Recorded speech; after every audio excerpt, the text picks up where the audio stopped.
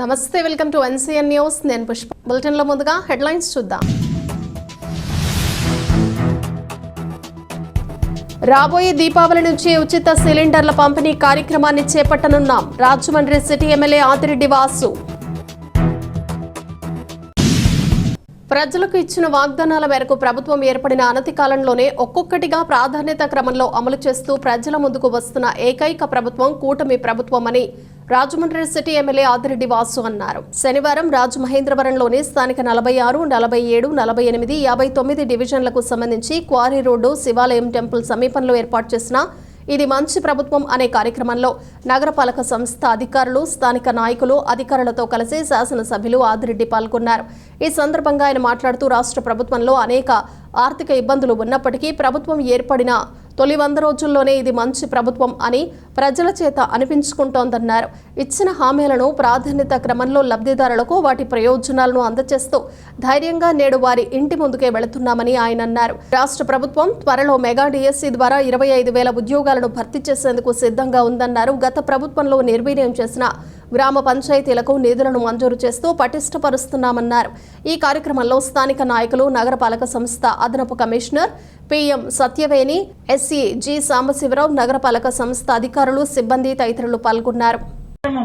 అంటే మన ప్రభుత్వం ఏర్పడి 100 రోజులు పూర్తయిన సందర్భంగా మరి ఈ 100 రోజుల్లోనూ ఏ మంచి కార్యక్రమాలు చేశారు ప్రజలకు ఉపయోగపడే విధంగా అనేది కాన్సెప్ట్ తోటి మన గౌరవ ముఖ్యమంత్రి గారు ఈ కార్యక్రమం రూపకల్పన చేయడం జరిగింది. ఎన్డీఏ కూటమి అధికారంలోకి వచ్చినట్టే భూ హక్కు చట్టం ఏదైతే ఉందో దాన్ని కూడా మీ అందరి కోసం రద్దు చేసామని కూడా మేము గర్వంగా చెప్తా ఉన్నాం. ఇది కూడా మీ శ్రేయస్సు కోసమే. అలాగే ఉచిత బస్సు, మహిళలందరికీ కూడా ఉచిత బస్సు ప్రయాణం ఎన్నికల ముందు హామీ ఇచ్చున్నాం. చాలా చోట్ల అడుగుతా ఉన్నారు, దానిపైన కూడా అధ్యయనం చేస్తా ఉన్నాం. ఉచిత బస్సు అంటే రాష్ట్రం మొత్తం తిరగద్దు, ఈ జిల్లా వరకే మీకు పరిమితం. ఈ జిల్లాలో మీ పనులు అవసరాలు తీర్చుకోవడానికి ఉచితంగా బస్సు ఎంతసేపు ఎక్కి తిరిగి ట్రోయ్ అని మళ్ళీ హక్కే రావాలి.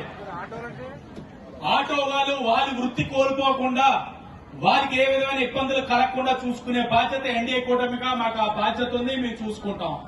అధైర్యపడద్దు. గత 5 సంవత్సరాలు డీజిల్ రేట్లు పెంచారు, ట్యాక్సులు పెంచారు, గ్రీన్ ట్యాక్స్ పెంచారు, రోడ్ ట్యాక్స్ పెంచారు, రోడ్డు పెనాల్టీలు పెంచారు. ఇన్ని పెంచి ఆటో లడ్డు వెనక్కి కొట్టారు ఈ 5 సంవత్సరాలు వైఎస్ఆర్ కాంగ్రెస్ పార్టీ వాళ్ళు. ఇవన్నీ కూడా తగ్గిస్తే ఆటో వాళ్ళ జీవితాల్లో మెరుగుపడుతుంది, ఆర్థికంగా 4 రూపాయలు పడతాయి. వాళ్ళకి జీవితాలు ఎలా చూసుకోవాలన్నది ఈ ప్రభుత్వానికి బాధ్యత ఉంది. కార్మిక పక్ష పార్టీ తెలుగుదేశం వాడి అవగాహనతో చేద్దాం. కాబట్టి అతి దగ్గరలోనే మీకు బస్సుల గురించి కూడా సరైన నిర్ణయం తీసుకొని ఇప్పుడే చెప్పినట్లుగా ఏ ఒక్క వృత్తి వారికి కూడా అన్యాయం జరగకుండా, మీకు కూడా అక్కడ ఏ విధమైన ఇబ్బందులు కలగకుండా, ప్రభుత్వ పరంగా కూడా ఏ విధమైన భారాలు కలగకుండా నిర్ణయాలు కూడా తీసుకుంటున్నారు. అతి దగ్గరలో కూడా దాని మీద కూడా ఒక శుభవార్త మీకు తెలియచేస్తామని కూడా తెలియచేసుకుంటూ, ఇంకా మీకు కనబడేవారు కాదు. కారణం ఏంటంటే ఇక్కడ రాజమండ్రి నుంచి 200 మంది పారిశుధ్య కార్మికులు విజయవాడకి పంపించాం. అక్కడ పరిశుభ్రం చేయడానికి ప్రాంతాన్ని పంపించాం. ఇక్కడ అధికారులు వెళ్ళారు, వాటర్ ట్యాంకులు వెళ్ళిపోయింది ఇక్కడి నుంచి. ఇవన్నీ కూడా అక్కడ లక్షలాది ప్రజలు ఎవరైతే ఇబ్బంది పడ్డారో వాళ్ళు ఆదుకోవడానికి ఇక్కడి నుంచి మన తెలుగుదేశం పార్టీ, బీజేపీ, జనసేన నాయకులు కూడా అక్కడికి వెళ్లారు. అంత నష్టం జరిగింది విజయవాడలో. అంత నష్టం జరిగిన విజయవాడకి తక్షణమే బీజేపీ వారు కేంద్రం నుంచి ఆర్థిక సహాయం కూడా అందించారు. ఇవన్నీ కూడా మన ఎన్డీఏ కూటమిలో భాగస్వాములు కాబట్టే ఈరోజు చంద్రబాబు నాయుడు గారు, పవన్ కళ్యాణ్ గారు బీజేపీతో ఉన్నారు కాబట్టే ఈ రాష్ట్రం అడుగులు ముందుకు వేయగలుగుతా ఉంది. 10 లక్షల కోట్లు అప్పుంటే అసలు అడుగు ఎలా ముందుకు వేయాలో కూడా అర్థం కాని పరిస్థితి. నాలాంటి వ్యక్తి అయితే అసెంబ్లీలో అప్పులు ఎంత ఉన్నాయని చూపిస్తే మధ్యాహ్నం భోజనం కూడా చేయబుద్ధి కాల. కానీ చంద్రబాబు నాయుడు గారు నవ్వుతూ ఉన్నారు. సంక్షోభం నుంచి ఏదైతే సంక్షోభాలు ఉన్నాయో అక్కడి నుంచే మన సంక్షేమం తీసుకురాగలిగితేనే నాయకుడు అవుతాడు. నేను నాయకుడిగా రుజువు చేసుకుంటాను, ఎన్డీఏ కూటమిని ముందుకు తీసుకెళ్తానని ఇవన్నీ కూడా సంక్షేమ కార్యక్రమాలు ముందుకు తీసుకెళ్తా ఉన్నారు.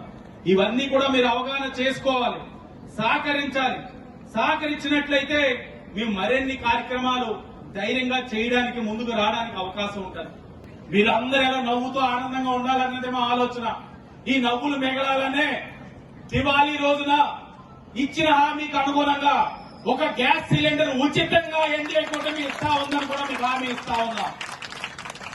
మీకు సంవత్సరానికి 3 గ్యాస్ సిలిండర్లు ఇస్తా ఉన్నాం. అందులో మొదటి గ్యాస్ సిలిండర్ దివాళీ రోజున మీకు కానుకగా ఇస్తా ఉన్నాం. పేల్చకండి, వాడండి. మనం ఆనందంగా ఉండాలని ఇవన్నీ కూడా చంద్రబాబు నాయుడు గారు, పవన్ కళ్యాణ్ గారు చేస్తా ఉన్నారు. మీరు గమనించాలి, వీరిద్దరు ఎలా చేయగలుగుతున్నారు అప్పు చేయకుండా అని. కేంద్రం నరేంద్ర మోడీ గారి యొక్క సహకారం, ఈరోజు బీజేపీ కేంద్రం నరేంద్ర మోడీ గారి యొక్క సహకారంతో ఇవన్నీ అవుతా ఉన్నాయి. మనకి గతంలో చూసాం, మీ ఇంటికి వచ్చి అడిగేవాళ్ళం మీ అందరూ రాష్ట్రానికి ఎన్ని రాజధానులు అని. మీరు ఎలా చూపించేవారు 3 అని. ఒక చిన్నపిల్లడు కన్ఫ్యూజ్ అయిపోయి 6, 7, 8 అని అడిగేవాడు. కానీ మనకి గౌరవపరంగా ఒకటే రాజధాని, అది అమరావతి అని కేంద్రం చెప్పడంతో పాటు 15,000 కోట్లు డబ్బు మనం ఇవ్వక్కర్లా, డబ్బు మనం వెనక్కి కట్టక్కర్లా. 15,000 కోట్లు అమరావతి రాజధాని నిర్మాణానికి కేంద్రం నరేంద్ర మోడీ గారు ఇచ్చారు ఫీజు. ఈరోజు పోలవరానికి 10,000 కోట్లు ఇచ్చారు. విజయవాడలో ఇందాకే మన అధికారులు చెప్తా ఉన్నారు, నీట మునిగింది, ఆస్తి నష్టం, ప్రతి ఒక్కరూ మానసికంగా చాలా క్షోభ అనుభవిస్తా ఉన్నారు. కొంతమంది ప్రాణాలు కూడా కోల్పోయారు. అలాంటి పరిస్థితుల్లో అధికారులు, మొత్తం అధికార యంత్రాంగం రాజమండ్రిలో కూడా మీరు చూస్తున్నట్టు ఉంటారు.